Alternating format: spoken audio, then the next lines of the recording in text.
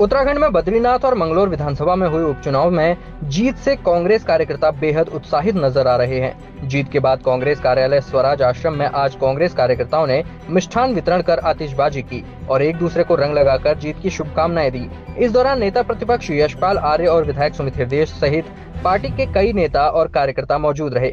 नेता प्रतिपक्ष यशपाल आर्य ने दोनों विधानसभा क्षेत्र की जनता को धन्यवाद देते हुए कहा कि पार्टी के सभी वरिष्ठ नेताओं की एकजुटता से ही कांग्रेस को आज यह जीत मिली है और केदारनाथ में होने वाले उपचुनाव में भी कांग्रेस बम्पर जीत दर्ज करेगी। निश्चित तौर पर ये जो जीत है इसने ये साबित किया कि किस तरह से प्रदेश के अंदर एक ऐसी सरकार चल रही है जो भ्रष्टाचार में पूरी तरह से लिप्त है। जनता के जो मुद्दे हैं, चाहे वो आपदा प्रबंधन से संबंधित हों, रोजगार से संबंधित हों या अन्य मुद्दे हों, उस पर सरकार का कोई फोकस नहीं है।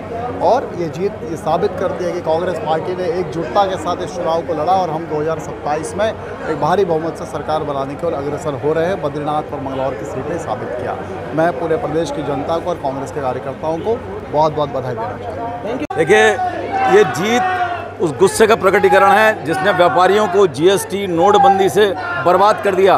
ये उस बेरोजगार का है। 1,60,00,000 बेरोजगार प्रति वर्ष 10 साल में इस भारतीय जनता पार्टी की सरकार ने बर्बाद कर दिए।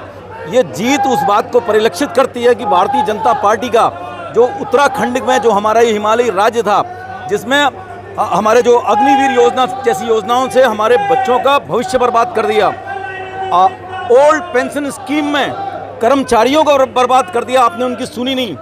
किसानों में आपने 7-7 हज़ार 10-10 हज़ार किसान मरवा दिए, आपने सिर्फ अपने अहंकार, झूठे अहंकार को बरकरार रखने के लिए। आज ये उसी गुस्से का प्रकटीकरण है जो शुरुआत है और जो जाएगी अंत में उस उत्तराखंड में 2027 में इस प्रदेश से भारतीय जनता पार्टी का सुपड़ा साफ होगा। बहुत बढ़िया बात किया। देखिए,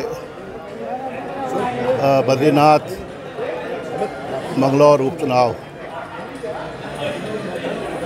जनता का देव मंगलौर और बद्रीनाथ विधानसभा के महान जनता का हृदय से आभार।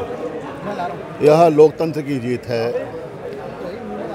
और यह जीत है लोकतांत्रिक मूल्यों की जीत है।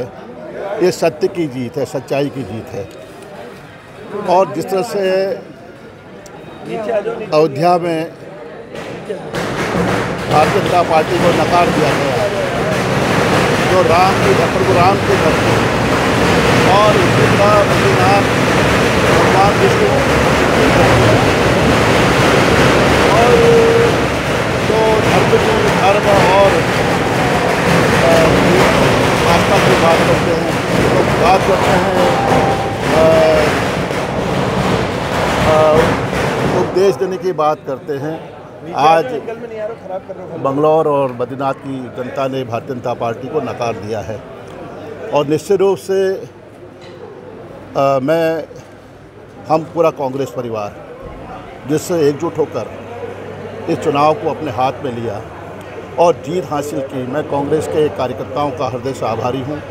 उनको धन्यवाद देना चाहता हूं कि ये शुरुआत है और निश्चित रूप से 2027 के चुनाव में जिस तरह से हमने एकजुट होकर इस लड़ाई को लड़ा, हम एकजुट होकर जो हमारे प्रमुख मुद्दे हैं जो आज भी जीवंत हैं, जिनको भारतीय जनता पार्टी ने दरकिनार कर दिया था और जिसके बल पर सत्ता पर काबिज हुए थे, सत्तारूढ़ हुए थे, प्रचंड बहुमत की सरकार बनी 2014, 2019, 2024 केंद्र में सरकार और उत्तराखंड में लगातार 2 बार प्रचंड बहुमत की सरकार।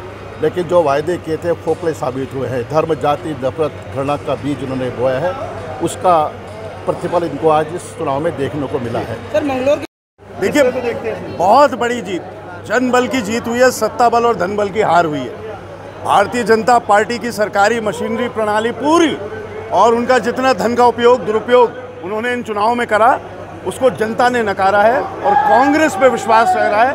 हम बहुत ही आभारी हैं देवतुल्य जनता हमारी बद्रीनाथ की। पहले अयोध्या में इनको हराया, अब बद्रीनाथ में हराया है, आगे अभी केदारनाथ में भी चुनाव होगा, वहाँ भी जनता इनको सबक सिखाने को तैयार है। हमारा भी ये मानना है इनकी उल्टी गिनती चालू हो चुकी है, इनकी सरकार का जल्दी बाय बाय होने वाला है। पुलिस और प्रशासन के लिए क्या कहेंगे उन्होंने? पुलिस और प्रशासन ने एक तरफा अनुसांगिक संगठन बन के भारतीय जनता पार्टी का ये चुनाव लड़ाने का प्रयास करा और मैं उनसे केवल उन्हें यही संदेश देना चाहता हूँ, सरकारें आती हैं और जाती हैं, हमारी भी आएगी तब हम बताएंगे। ठीक है।